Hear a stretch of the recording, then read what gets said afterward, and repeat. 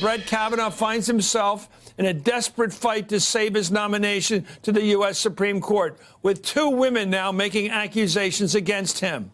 On Thursday at 10 a.m. this week, Dr. Christine Blasey Ford will sit across from 21 members of the Senate Judiciary Committee to accuse Brett Kavanaugh of sexually assaulting her when they were teenagers.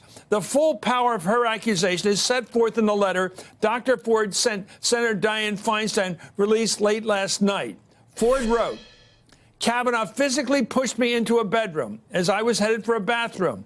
They locked the door and played loud music, precluding any successful attempts to yell for help. Kavanaugh was on top of me while laughing with Judge, who periodically jumped onto Kavanaugh. They both laughed as Kavanaugh tried to disrobe me in their highly inebriated state.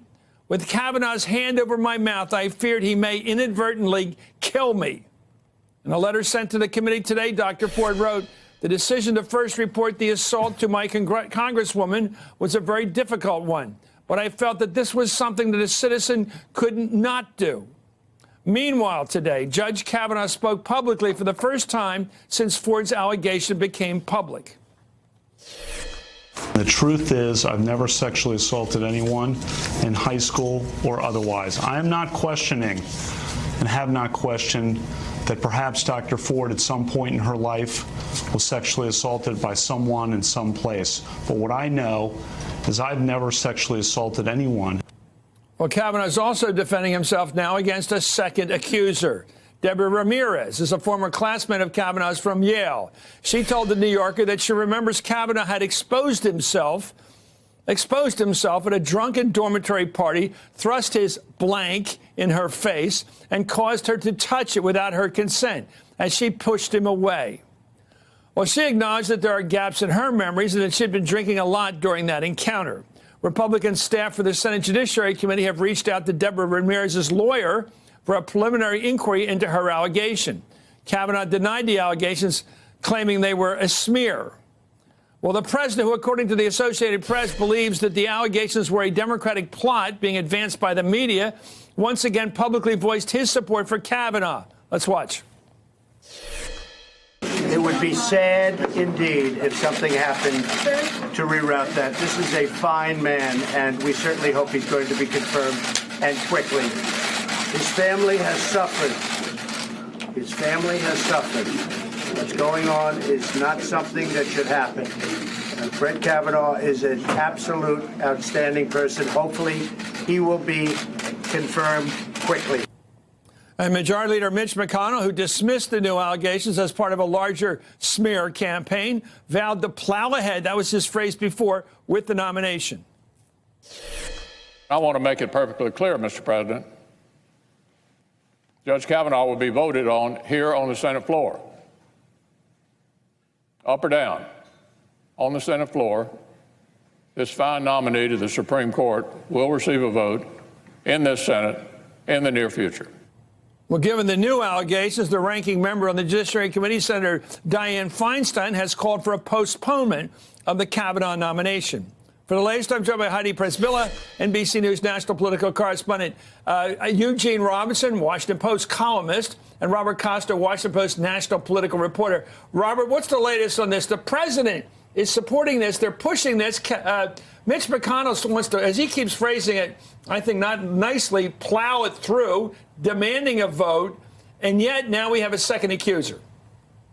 They've been keeping close tabs on Senate Republicans, and as long as Senator Collins and Senator Flake and Senator Murkowski don't break and continue to say they want to hear from Dr. Ford at Thursday's hearing, then this nomination moves forward. It's not going to get pulled, and the president, in private conversations with Senate leaders, has been pretty defiant. He sees this as a war against political correctness as much as it is a battle for his own nominee. What's the political, help me here, what's politically correct or incorrect about the charge made by Dr. Ford here? Who said it's okay to behave like this accusation runs? of course, any sexual assault would be inappropriate and wrong. What Kavanaugh's nomination has become, Chris, is a totem for many on the right who see this as part of their war against the establishment. So you see the conservatives across the board, whether it's Rush Limbaugh on radio, conservative groups going on air with ads, they're fighting for this nomination because for them it's a cause. This is not just about the allegations at hand. It's about reshaping the federal judiciary for generations to come. If Bill Clinton did this, they wouldn't have a problem with it? Are they defending the behavior or their side politically? At this point, they're saying they're just dug in with Kavanaugh, that this is a war they think against Kavanaugh that's wrong. He's going on Fox News to talk about it. They know there's a lot of pressure for him to step down just weeks before the midterm elections, a lot of unease when I'm talking to my top GOP sources. But for now, they're holding steady because of what they see at the end of the horizon. Gene, what they're doing is they're trying to avoid attacking the accuser. Right. Because that will look terrible. Yeah. But what they do is suggest that she's dizzy, she's miscued, she's confused or whatever, she mistaken identity. Exactly. Any way to avoid saying what but how do they deal with the fact if it's true? If she makes a credible case on Thursday, how are they going to deal with it?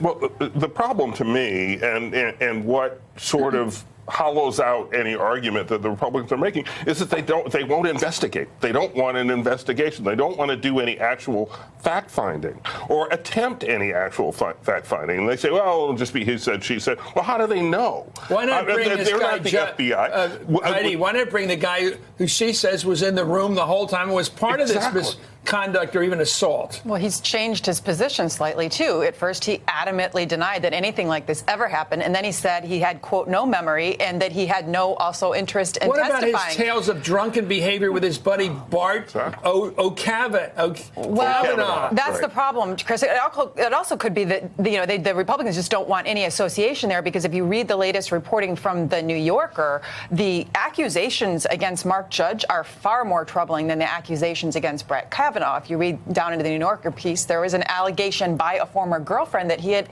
admitted to her his participation in what sounded like a gang rape. And so to have someone like that anyway associated with Brett Kavanaugh, consensual. But not it was a gang rape, if you will, multiple males and one woman, but he was saying it was consensual on the woman's part. But here's the problem, Chris, is that it's no longer he said, she said. Like the Washington Post said, it's he said, they said. Yeah. And can this process be perceived as fair in the end if none of these other witnesses and corroborating witnesses are allowed to come forward and all of the people who are wanting the investigation are the accusers and not the accused? Gene, it's like the Florida recount. Let's stop counting. We got one person, we're not going to have any more. I mean, how do you say you're not going to hear from Ramirez? Well, I don't know how you do that. In fact, Susan Collins just came out and said we need to hear from her, the second accuser. We need to hear from the Senate needs to hear from her. Now, Collins is not on that committee, but she is one of the pivotal votes, and what she says carries a lot of weight in the Senate. So I'm sure Ms. McConnell is listening. Vote without that? I don't know how you can. I just don't know how you can vote without saying, look, we're going to look into this as opposed to just ram it through or plow ahead. As it's Ms. two McConnell and says. counting. Here's Michael Avenatti, who represents adult film star Stormy Daniels, said he is now representing the accuser who says she has credible information about Kavanaugh and his high school friend Mark Judge. In a tweet, Avenatti writes, we will be demanding the opportunity to present testimony to the committee and will likewise be demanding that Judge and others be subpoenaed to testify. The nomination must be withdrawn. Well, Avenatti told Politico that his client would go public with details of her accusations in the next 48 hours. So, Robert, from the president's point of view, or at least his public point of view, his attitude publicly, does he believe this stuff is made up, all three of these cases? He stands with Kavanaugh, and he's been a little bit at a distance from the preparations for Thursday's hearing. He knows that it's an uneasy situation. He's been delegating a lot to Don McGahn, his White House counsel, who really has wanted Kavanaugh to be the nominee for months. But you have the president seeing this as part of a broader political fight he's waging, and that if he backs down on Kavanaugh, he feels like he could be opening himself vulnerably in a way politically that he doesn't want this close to the midterm elections. And you see the White House is listening to Senate Republicans. As long as they're there at this moment, they're not going to start trying to rethink the whole nomination. Well, over the weekend, it was reported publicly that Kavanaugh has spent the past week preparing for the upcoming hearing. According to the Washington Post, Kavanaugh grew frustrated when it came to questions that dug into his private life, particularly his drinking habits, I don't know about this phrase, and his sexual proclivities, whatever that phrase refers to. He addressed some of those issues during his interview on Fox. Let's watch that. We're talking about an allegation of sexual assault. I've never sexually assaulted anyone. I did not have sexual intercourse or anything close to sexual intercourse in high school or for many years thereafter. And the girls from the schools I went to and I were friends. So you're saying that through all these years that are in question, you were a virgin? That's correct. Never had sexual intercourse with anyone in high school? Correct. And through what years in college, since we're probing into your personal life here? Many years after. I'll leave it at that. Many years after. Gene, what do you think the relevance of that is? Too much information. Yeah, but it is. Too much information. It's Glad you didn't come to me on that. But here's the question. Why is he saying all that? I don't know, because it's not relevant to the accusations. The accusations are not of sexual intercourse. They're not. The accusation is of, attempting to tear a woman's clothes off while keeping her locked in a bedroom and covering her mouth with your hand, which sounds like an attempted rape, and exposing himself. But they're not of having sex. Let me bring up something. I don't think it's been brought up enough about her fear for her life. She said her fear for life. Gavin DeBecker, who's his expert, he wrote a book called The Gift of Fear, and about how you had instincts. You have to follow your instincts. Like this guy that was about to rape a woman. In fact, he did rape her. He first closed the window, and she knew what's going on here. And then he going to kill her after he raped her. So he closes the window. Then he goes into the kitchen. She realized he closed that window because he didn't want my screams to be heard.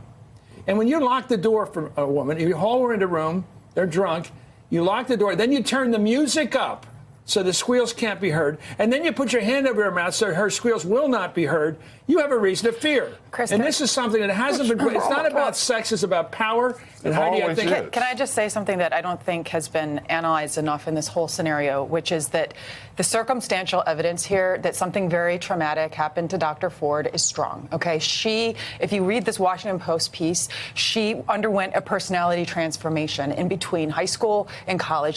She became reclusive. Her grades were failing.